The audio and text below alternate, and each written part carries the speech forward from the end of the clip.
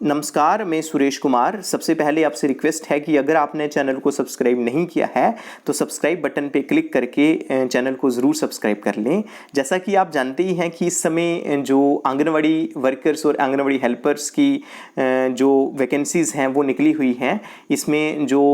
Female candidates हैं वो apply कर रही हैं, तो उस केस में उनको जो कुछ एक प्रोविज़न्स हैं, जो एचआर पॉलिसी के प्रोविज़न्स हैं, वो जानना ज़रूरी है। तो उसमें ही जो एक इम्पॉर्टेंट प्रोविज़न है उसके बारे में आज हम डिस्कशन करेंगे, आज हम चर्चा करेंगे। क्योंकि जो आंगनवाड़ी वर्कर्स या हेल्पर्स के लिए अप्लाई कर रही हैं फीमेल्स, उसमें एक आप देख रहे होंगे कि एफिडेविट जो है वो अटैच किया जा रहा है, और उस एफिडेविट में जो लिखा होता है कि उन्होंने अच्छे ढंग से जो एचआर पॉलिसी है वो पढ़ ली है और उसके मुताबिक वो काम करेंगे। तो अब कहने का मतलब ये है कि जो एचआर पॉलिसी है उसमें कौन सा इंपॉर्टेंट चीज़ है जो उनको देखनी ही होगी और देखनी भी चाहिए, वो है जो लास्ट वाला पार्ट है, जो 12th पार्ट है, 12वां पार्ट है, वो मिसलिनियस में आता है। तो जहाँ पे दे रहे हैं कि if the anganwadi worker oblique anganwadi helper after engagement permanently shifts or changes her place of residence outside the ward on the basis of residence of which she was selected, then she shall be deemed to have been disengaged from the post of Anganwadi worker oblique Anganwadi helper, and the vacancy so occurred shall be filled as per the stated procedure। इसका मतलब है कि जैसे अभी anganwadi workers और helper के लिए apply कर रही हैं, इसके बाद उनमें से एक जो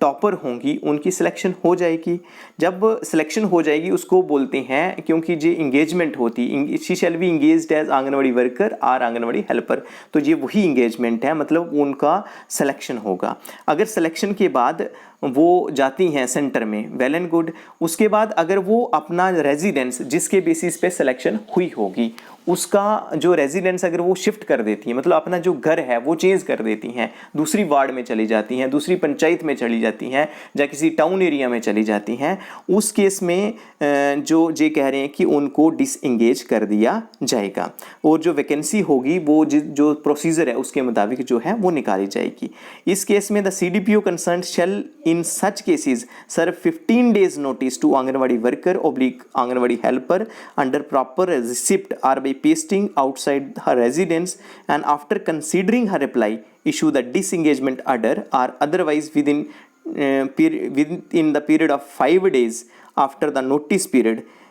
तो इसमें ये कह रहे हैं कि इसमें क्या होगा कि अगर कोई वर्कर या हेल्पर, जैसे जो अभी जिनकी रिक्रूटमेंट हो रही है, जी अपनी प्लेस ऑफ रेजिडेंस चेंज कर देती हैं, तो उस केस में जो कंसर्न CDPOs हैं वो जो 15 दिन का नोटिस इशू करेंगे और उन्होंने 15 दिन के अंदर अंदर जवाब देना होगा कि क्या उन्होंने अपना रेजिडेंस चेंज कर दिया है। अगर कर दिया है, अगर तो उसके लिए वो प्रूफ देंगे कि उन्होंने नहीं किया है। अगर नहीं किया है तो वेल एंड गुड। अगर कर दिया, अगर वो सेटिस्फैक्ट्री रिप्लाई नहीं करते हैं तो 15 दिन के बाद जो CDPO हैं वो डिसएंगेजमेंट जो नोटिस है वो इशू कर देंगे, डिसएंगेजमेंट ऑर्डर है वो इशू कर देंगे। उसके बाद कई बार ऐसा होता है कि जैसे किसी आंगनवाड़ी वर्कर या हेल्पर को जो नोटिस इशू किया है उसका कोई वो जवाब नहीं देती है, तो उस केस में लिख रहे हैं कि अगर कोई उसका कोई रिप्लाई नहीं आता तो 15 दिन के बाद 5 दिन और देखा जाएगा, और अगर 5 दिन में फिर कोई रिप्लाई नहीं आता है तो उसको भी डिसएंगेज कर दिया जाएगा। It shall be assumed that she has nothing to say in the matter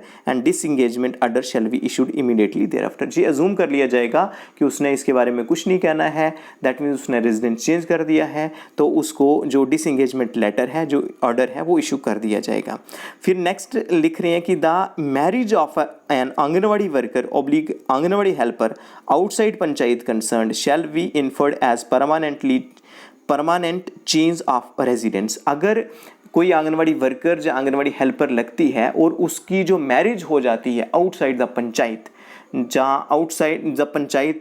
the panchayat concern में मैरिज हो जाती है, तो ये मान लिया जाएगा कि उसने परमानेंटली जो अपना रेजिडेंस है वो शिफ्ट कर दिया है। तो temporary shifting of residence by anganwadi worker oblique anganwadi helper outside the panchayat for more than 3 months continuously despite attending duties at anganwadi centre shall also be treated as permanent change of residence. इसमें ये लिख रहे हैं कि अगर कोई आंगनवाड़ी वर्कर या आंगनवाड़ी हेल्पर टेम्परेरीली भी अपना रेजिडेंस चेंज करती है कंटिन्यूसली 3 महीने के लिए आल्दो कि वो सेंटर में जाती है, लेकिन टेम्परेरीली भी जो रेजिडेंस चेंज कर देती है उसको भी ये कंसीडर कर दिया जाएगा कि उसने अपना जो रेजिडेंस है वो परमानेंट ही चेंज कर दिया है। कहने का ये मतलब है कि जो भी आंगनवाड़ी वर्कर्स के लिए अप्लाई कर रही हैं, जो अनमैरिड लड़कियां हैं, उनको ये ज़रूर देख लेना चाहिए कि जब उनकी शादी अगर आउटसाइड द पंचायत हो जाती है तो ये कंसीडर किया जाएगा कि उन्होंने अपना रेजिडेंस जो है वो परमानेंटली शिफ्ट किया है और उनको जो डिसएंगेजमेंट नोटिस है वो इशू कर दिया जाएगा। दैट मीन्स ये जो जॉब मिलेगी, ये जो ऑनरेरी जॉब मिलेगी, ये टर्म्स और कंडीशंस जो हैं एचआर पॉलिसी की, ये उन्हें पढ़ना ज़रूरी है। ये इस बात की जो नॉलेज होना बहुत ज़रूरी है। इसके साथ साथ कुछ एक आंगनवाड़ी वर्कर्स ये भी पूछती हैं कि ये जो पॉलिसी है ये प्रोस्पेक्टिवली होगी या रिट्रोस्पेक्टिवली। अगर हम बात करें वेरियस कॉन्स्टिट्यूशनल प्रोविजंस की, जहाँ उसके बाद वेरियस कुछ एक जो सुप्रीम कोर्ट या हाई कोर्ट से जो जजमेंट्स आई हैं उनके साथ कंपेयर करें, तो ये जो कोई भी एग्जीक्यूटिव पॉलिसी है इसकी जो इम्प्लीमेंटेशन है ये प्रोस्पेक्टिवली होती है। तो आई थिंक कि ये जो प्रोस्पेक्टिव इसका इफ़ेक्ट होगा, क्योंकि आज के बाद जो सिलेक्ट होंगी उनका जो बेसिस ऑफ सिलेक्शन होगा वो इसी की बेसिस पे होगा और जो टर्म्स एंड कंडीशन होंगी जो उनके लिए अप्लाई होंगी, जो अभी जो आंगनवाड़ी वर्कर्स हैं जो आज के बाद जो हैं वो सिलेक्ट हो रही हैं from the date of issuance of this HR policy. तो जे नीचे सिग्नेचर है मनोज कुमार, JKAS है, under secretary to the government social welfare department. तो आज के लिए इतना ही था, धन्यवाद।